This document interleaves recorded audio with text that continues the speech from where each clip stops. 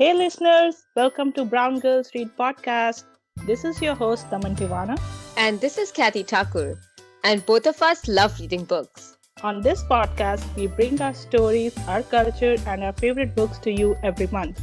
And we discuss the parts that were most meaningful to us and how we found them interesting or relatable as brown girls. Today, we are discussing The Power. Before we begin our discussion, Kathy, do you want to give our listeners an overview of the book? Sure. The Power is a book written by Naomi Alderman. The background of the premise is set up in the sense that in a matriarchal society, a male writer writes to an influential author who is a woman about his account of how the matriarchy came to be. 5,000 years earlier, which is our current time, men dominated the society. Then women developed the ability to send electrical jolts from their fingers. This power helped protect the women from the male atrocities. But in addition to protection, women could attack and even kill men. And this is how women became the dominant gender. The story is spanned over a decade, and the book is divided into several parts, starting from the beginning of that decade. There are a few main characters who serve as the point of view for the readers. There's Roxy, who is one of the first ones to get this power at the age of 14, and it happens when she watched her mom getting attacked. And then there's Tunde, who is the only main male character, and he plays a pivotal role because he's the one who records the use of power happening and shares it online. After which, it's on news channels and everywhere else. Tunde, because he got famous with that one video of his that started this frenzy of videos, he becomes a self proclaimed journalist for CNN. He starts traveling to different countries to take videos of how women in different countries are reacting to their power. Another character in the book is Ali, who is a teenage girl fostered by a cruel couple who had hit her, abused her, raped her, and she's the one who ends up killing the foster father with that power. What's interesting about Ali is that she hears a voice inside her that she thinks is her long lost mom. This voice has been her guiding light all through. After killing her foster father, she runs away and reaches a convent. This place is kind of a refuge for girls who have discovered their power and who have been shunned from their families who thought they were demons. Ali hides her real name. She calls herself Eve, starts to behave as if she's their healer. She tells them that she hears God's voice. She has formed a cult of her own and has proclaimed herself as Mother Eve. So, this was the character overview in this book. We'll get back to the discussion after a word from our sponsors.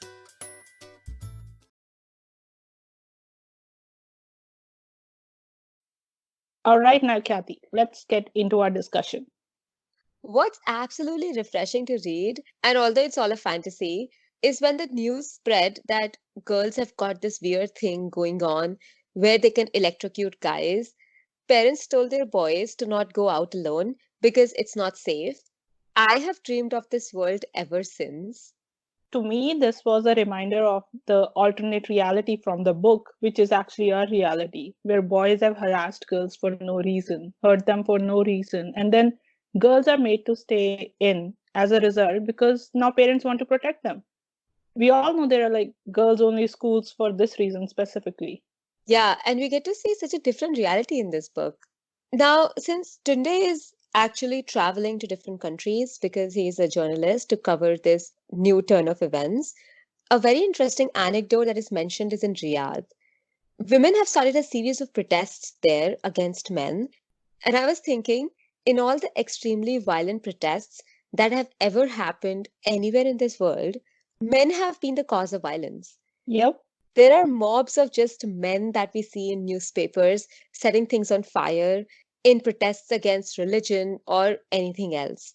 It felt so refreshing and empowering to imagine women doing something like this to get straight with men. And men who were like staring scarily at women doing these things. It was so wonderful to read that. I know, I totally relate with you. I found another thing very interesting in this event. When this mob of women was attacking and protesting, There still was a group of women who was making sure Tunde, being a only male journalist there, was not harmed and he was safe. And this reminded me of all these sexual assault and rape cases. Like, we all have heard of the Nirbhaya case, which took 7 years to come to justice. And it was such a horrendous act. These women in our real world meant no harm to these men, but they were still hunted and harmed and killed.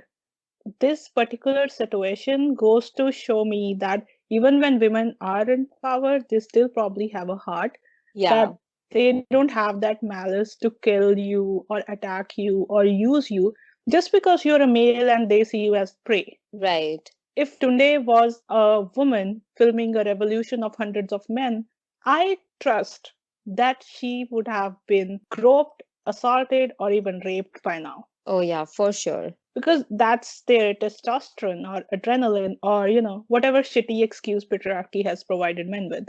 Yeah, that's absolutely right.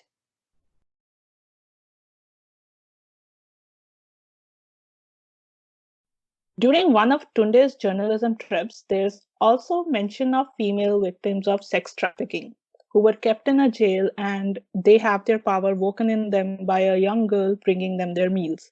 And then they kill every man. It was so satisfying to read.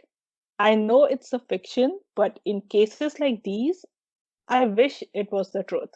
Me too. Can you imagine how all of this would stop completely if girls get this power in them in reality? Yeah, It's mentioned in the book. There's this country called Moldova.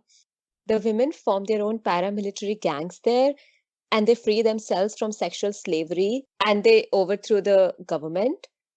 By the way, I just Googled Moldova after that because, and it seems like 1 in every 100 women are sex trafficked in Moldova, which is for real.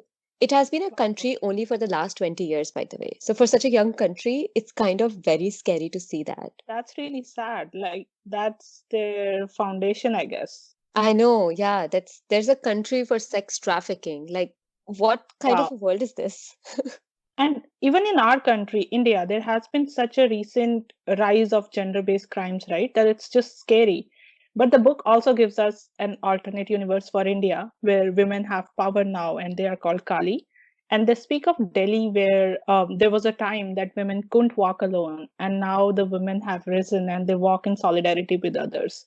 There's one quote: a woman shouts into Tunde's camera and says, now they will know that they are the ones who should not walk out of their houses alone at night.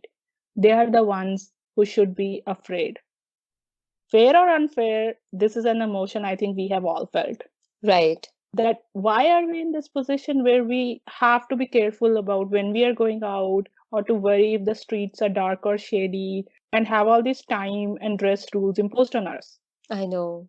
And I'm sure every woman has at some time questioned this and has fantasized of this alternate reality.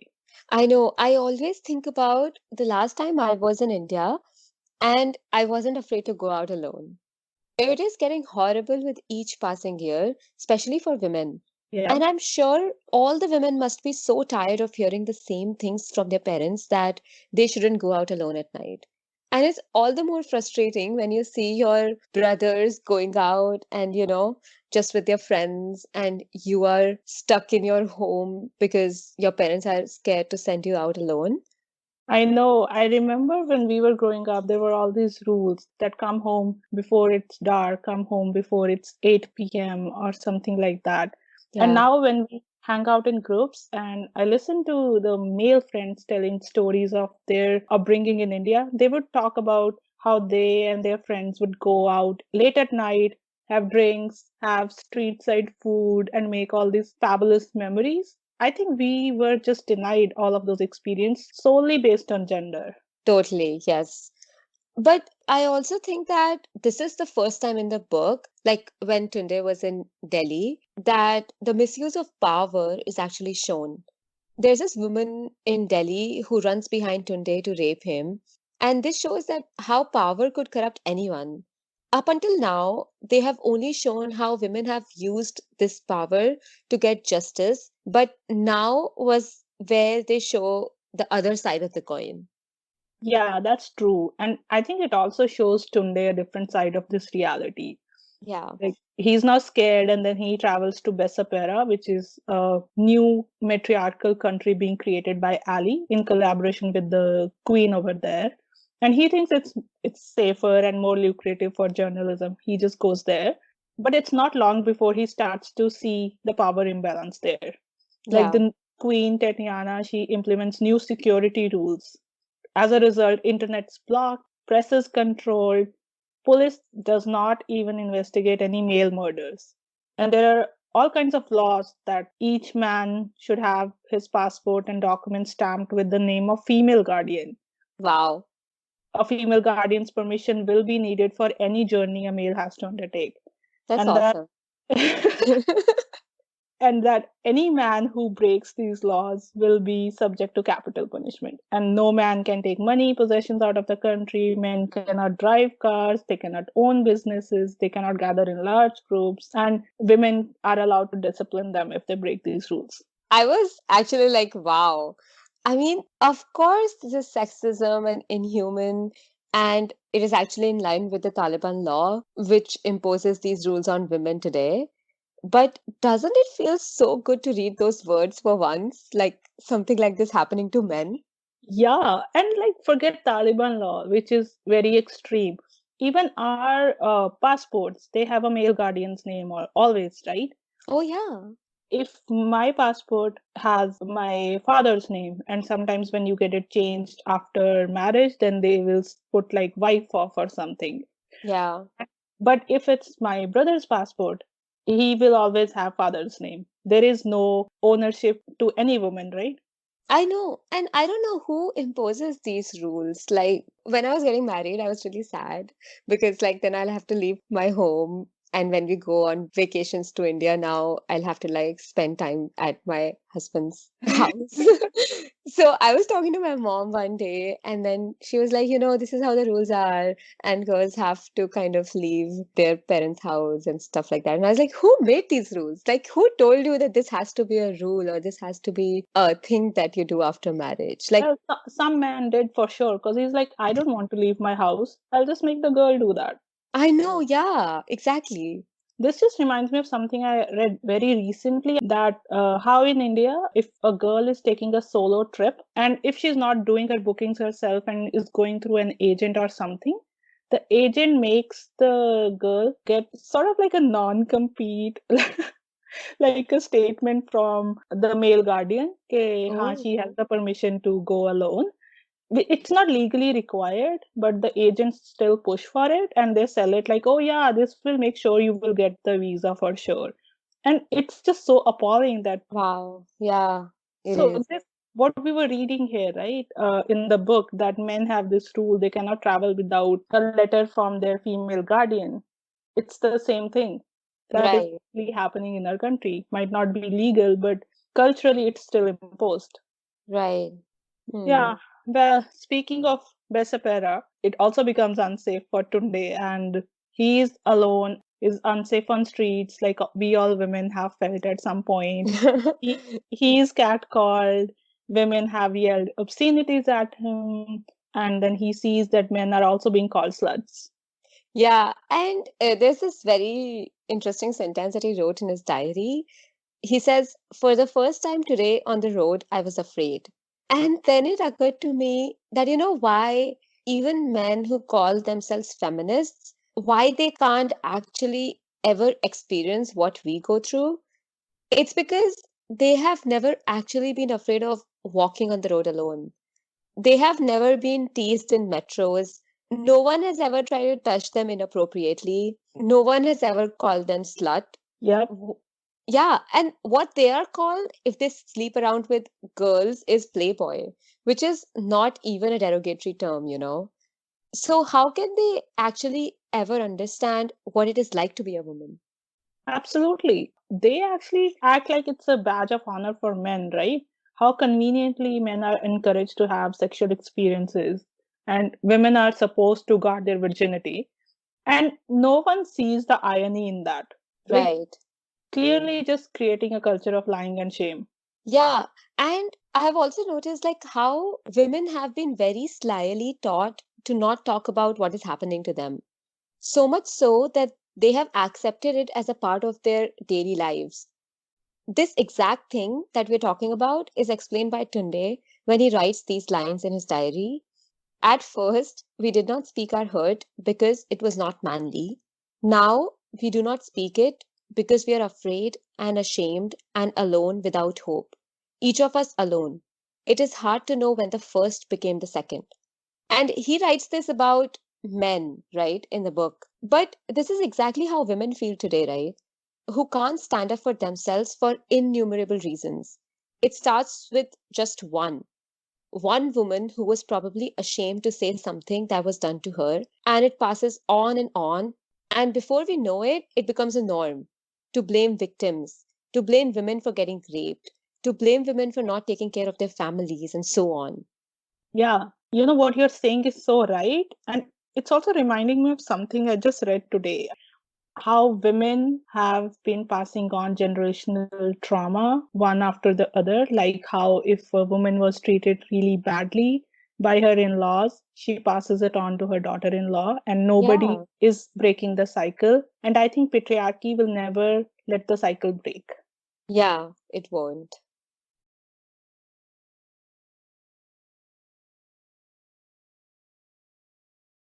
Since we are still talking about Tunde, I had an observation at many points in the book. Being the only main male character, he's sort of objectified in several parts of the book for having like a charming grin or being attractive or something. And Yeah. none of the women are written like that. This is such an opposite from a real world. Otherwise, any book you read, especially ones written by male authors, the female protagonists are objectified always. So to me, this was very relieving and empowering at the same time to read. Yeah, that's right. Also, now in the book, they mentioned that there is such a thing called guy flicks. Yeah. I'm so sick of this term chick flicks because, it's kind of used in a derogatory sense. Even some girls, they say that, oh, I don't like to watch chick flicks, like in a derogatory way. But now, with this change in arrangement around the world, there are guys watching guy flicks. So that's great. Yeah, but since you're talking about chick flicks, which is our actual reality, there's also a chick lit category in books, chick literature, treated like a lesser version of literature. And Oh then my it's true God. in all other parts of life, like take sports. There is cricket and women's cricket, football Yeah. and women's football. And then go to movies, there will be like the mainstream movies and then the female oriented movies. And Yeah. in all of these, I think there is a strong implication that one is the normal while the other is not, and one is better than the other. And then obviously, girls are running away from these tags just to appear cooler or better than others. Right. If we move on in the book, we see that there are various men's movements that have also started against the atrocities being done by women. And Tunde, of course, as the main journalist, he reports on those as well. There is a different kind of terrorism coming up now, a gender-based terrorism, if you say that. So Tunde is actually invited by this terrorist group to take an interview with them. And that interview was interesting because you could see the two sides of the situation from the men's eyes, right? Yeah, and also in the book, through a meninist thread, online Reddit thread or something, we see that people are really angry at Mother Eve, that she is now being seen as God by people. And they are angry because God is a he and not a she. Oh, yeah, I love that she calls that God is a she, Yeah, I right? love that too. This whole Meninist group in the book is actually so reflective of the real Meninist groups that exist, who just go online, spew anger and hatred at the feminists and activists doing the real work. Yeah. At one point in the book, I remember there is this head of Meninist group. He says that, have you seen the numbers on domestic violence against men, on murders of men by women? And to me, this was again such a stark comparison to a reality.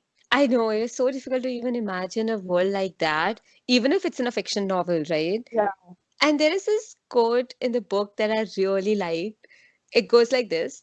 The subject is, how many men do we really need? Think it over, they say. Men are dangerous. Men commit the great majority of crimes. Men are less intelligent, less diligent, less hardworking. Their brains are in their muscles and their pricks. Men are more likely to suffer from diseases, and they are a drain on the resources of the country. Of course, we need them to have babies, but how many do we need for that? Not as many as women. Good, clean, obedient men, of course, there will always be a place for those. But how many is that? Maybe 1 in 10. And I love this quote so much because it's so true, right? And I don't disagree with their ideology. But I feel like towards the end of the book, there is this huge atrocities being done on men on the basis of gender. And I feel like there's no reason to kill or do these atrocities on one gender. And today in the world, like men are doing the same to women, right? So many men are doing it to women. Yeah. So I hope the world as it is today will realize that. Yeah, and the quote you read, it reminded me of propaganda that happened years ago, where some white guy decided to publish a article or a paper or something that said that white men have the biggest skulls, so obviously their brains are bigger and they can have retain more information. And then this was used to oppress women and also people of other races, because they kept saying other people's brains are smaller, so they can't study, they can't rise to a point of good Oh my job, God. be scholars or something. And it went on for years. This unproven theory went on for years, and it was used by these people in power and people in privileged positions to oppress others. That's horrible. Yeah, and to what you were saying, that these people who are privileged, they find themselves very comfortable in that place of privilege. And very few actually feel the need to get out or to introspect or look outside even. And this is exactly what patriarchy has given to men. Yeah, that's right.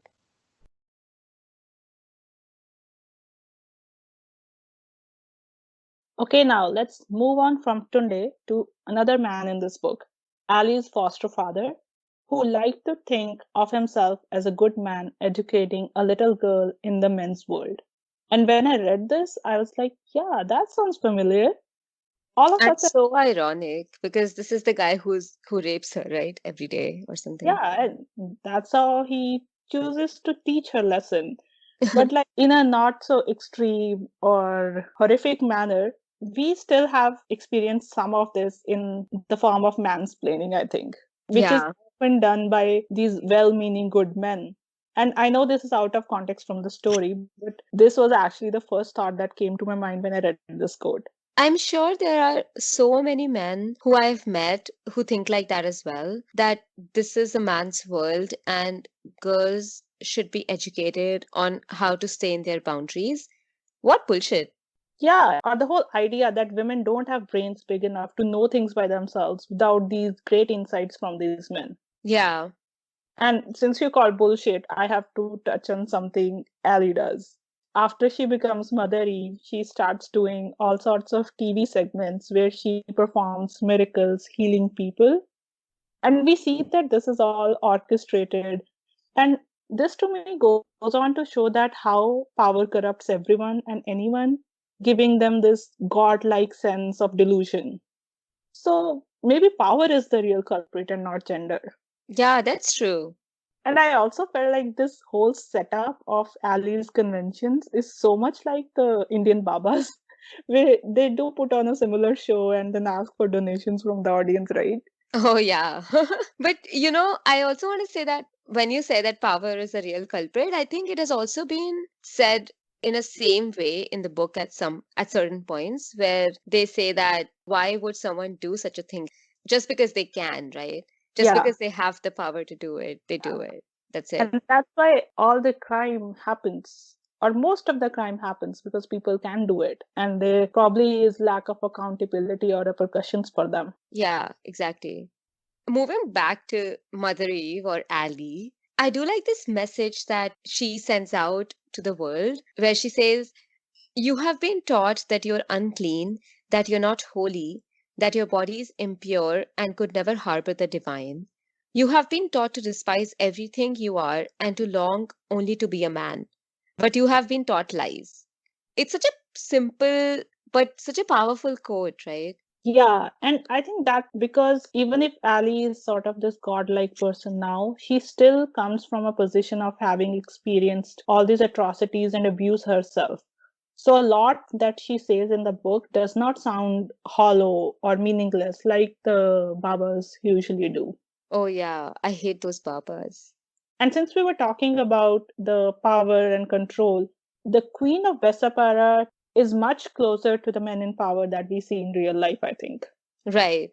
The way she treats men is so reflective of how men in power treat women in the real world. Like, there are statements like, men don't know how to be silent, men are always interrupting their betters, men need to be taught manners, and so much more and worse. And we can also see that Ali does not like that, but Yeah, then at the same time, she remembers that how worse it can be when men are in power. that's true. And since we are on the topic of men and power, there's another man in the book who is Roxy's dad, and he's a don or a mafia leader or something. What was most interesting to me was that the way Roxy looked up to him, like she wanted that power. I think this is something that, in general sense, girls feel growing up. Like how they look at their fathers and they think, yeah, this guy knows how to get stuff done. And they also notice the difference between how the world answers differently to their fathers versus their mothers. And they also see how their father's anger and arrogance can actually translate into action. So, Yeah, why would we not want that power, right? yeah, you're right. And that's a very astute observation, actually. And I completely agree.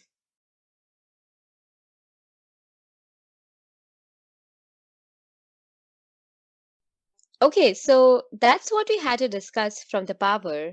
And now we want to share why this book gets brownie points from us. Yes, I loved how creative and well researched this book is. Like with those ads for defensive products for men and power enhancers for women, just amazing. Yeah. And I also liked how the undertones of victim blaming reversed were so amazingly written that in an alternate universe where now men are being assaulted. It just goes to show how many things have been normalized and we have been desensitized to, which are not okay, totally not okay. And this book literally shows you how it is to be in another person's shoes for once. I totally agree with this. At various points in the book, I was like, this is so refreshing to read that now men have to deal with these things. Yeah, I don't know how many men have picked this book up, but if you did, they would definitely see the irony in all of it. If they can go over the entire book, right? I'm sure they'll be disturbed by it. True.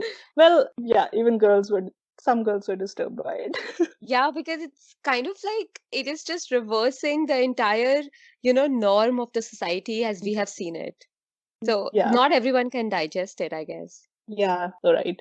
Going back to the brownie points, I also love that manufactured exchange of emails between Naomi and Neil, who's the guy who has written this manuscript. The whole back and forth is so amazing. Yeah. Like this man is approaching Naomi, the woman in power, to approve it or publish it, and she recommends to him that he should probably consider publishing this book under a woman's name. And Right. this is something female authors have had to do in real life because women's literature was either not taken seriously, did not make money, or they would not get paid. Yeah, I love that too. And the gender reversal is too real. Yeah. So I give 3 brownie points to this book, but I have to take one away Oh. because there was a part in Delhi where, describing the sense of Delhi, there is frying bhindi with cardamom. Like, who puts elaichi in bhindi? It's bad enough that people put it in biryani, but now bhindi? I don't know what went wrong. It's either a flaw in research or someone's cooking some weird ass recipes out there. Yeah, okay, I agree with this too.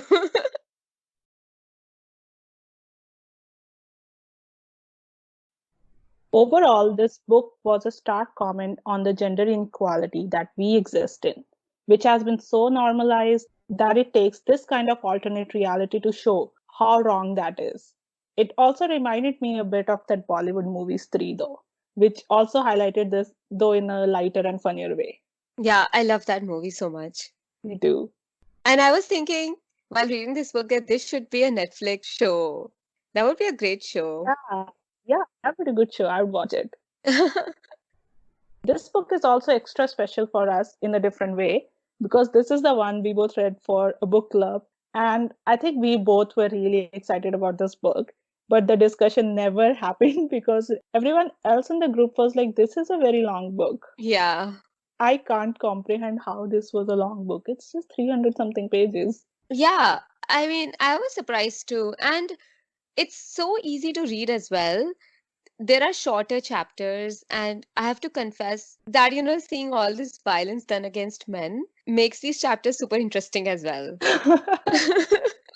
Well, the story is definitely gripping, and some part of us wanted vendetta since forever, and you get that in this book. Yeah, we do sound like, these crazy feminist extremists, but, I don't care. Yeah, me either. So, this is the power for us. Thank you for listening to this episode of Brown Girls Read podcast. If you like what you hear, please leave us a 5-star rating and a comment. You can support us at anchor.fm/browngirlsread/support. Your support will allow us to continue this podcast and bring more episodes to you. Also, don't forget to subscribe and follow us on Instagram, Brown Girls Read Pod. And if you have book recommendations for us, you can leave us a comment or message on Instagram. For our next episode, we are reading Ikigai by Hector Garcia. We hope you'll be reading with us, and until then, Keep listening.